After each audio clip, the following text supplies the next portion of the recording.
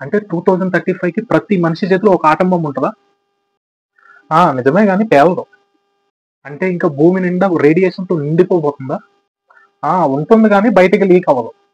అంత కాన్ఫిడెంట్‌గా ఎలా చెప్తున్నావు? వాళ్ళిచ్చిన స్టేట్‌మెంట్ ప్రకారం అయితే బయటికి లీక్ అవ్వదని మాత్రం చెప్పారు. ఇంక చార్జర్ అవసరమే లేదా? అవసరపడకపోవచ్చింక. అంటే 50 ఇయర్స్ వరకు దానికి చావు లేదా? అది స్టాండ్ బై టైమ్ అయ్యుంటది. చైనా వాళ్ళు కొత్త బ్యాటరీ ప్యాక్ ఒకటి లాంచ్ చేయబోతున్నారు. అది nuclear powered battery. Tiny radio active isotopes energy release చేస్తూ ఉంటాయి. ఆ రిలీజ్ చేసిన ఎనర్జీని డైమండ్ లేయర్ కానీ సెమీ కండక్టర్ లేయర్తో కానీ ఎలక్ట్రిసిటీగా చేంజ్ చేయొచ్చు అనమాట. దీన్నే ఒక బ్యాటరీ ఫామ్లో చిన్న కాయిన్ సైజులో ఇన్వెంట్ చేశారు. ఒక్కసారి ఛార్జ్ చేస్తే 50 ఇయర్స్ స్టాండ్ బై టైం అంటున్నారు. ఫోన్ రెగ్యులర్గా యూజ్ చేస్తాం కాబట్టి 4 to 5 ఇయర్స్ వరకు ఛార్జ్ ఉండొచ్చు. ఈ ఎక్స్ట్రీమ్ కోల్డ్ టెంపరేచర్లో కూడా యూజ్ చేసుకోవచ్చు.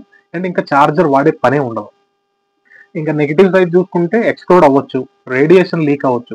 డైమండ్ లేయర్ అంటున్నారు కాబట్టి బాగా ఎక్స్పెన్సివ్ అయి ఉండొచ్చు. చైనా వాళ్ళు ఇన్వెంట్ చేశారు, కాకపోతే ఇంకా గవర్నమెంట్ అప్రూవల్ రాలేదు మాస్ ప్రొడక్షన్కి. ఇంకా టెస్టింగ్ స్టేజ్లోనే ఉంది. ఇప్పుడు తయారు చేసిన బ్యాటరీ కాయిన్స్ ఏదైతే ఉందో అది ఫోన్కి కాదు, ఒక ప్రోటోటైప్ రెడీ చేశారు. దాన్ని ఫోన్కి కన్వర్ట్ చేస్తే ఎలా ఉంటుంది అన్న ఆలోచనలో ఉన్నారు. అవి అన్ని టెస్టింగ్ స్టేజ్లు దాటాలి అంటే బ్యాటరీ యొక్క షీల్డ్ కెపాసిటీ బాగుండాలి. అండ్ ఆ ఫోన్ని అండ్ ఆ బ్యాటరీని ట్యాంపర్ చేయలేని విధంగా తయారు చేయాలి. ఎందుకంటే ఫోన్ రెడీ అయ్యి బయటకు వచ్చాక దాన్ని ట్యాంపర్ చేసి దాన్ని చెక్ చేసి లోపల ఏముందో అని చూడాలని ఆతృత చాలా మందికి ఉంటుంది. అండ్ దీన్ని యూజ్ చేసుకుని బాంబ్ తయారు చేసే వాళ్ళు కూడా ఉన్నారు. ఏమి ట్యాంపర్ లేకుండా రేడియేషన్ బయటకు రాకుండా ఉంటే మనం సింగిల్ టైం ఛార్జ్ చేసి యూజ్ చేసి ఫోన్ చూడగలం.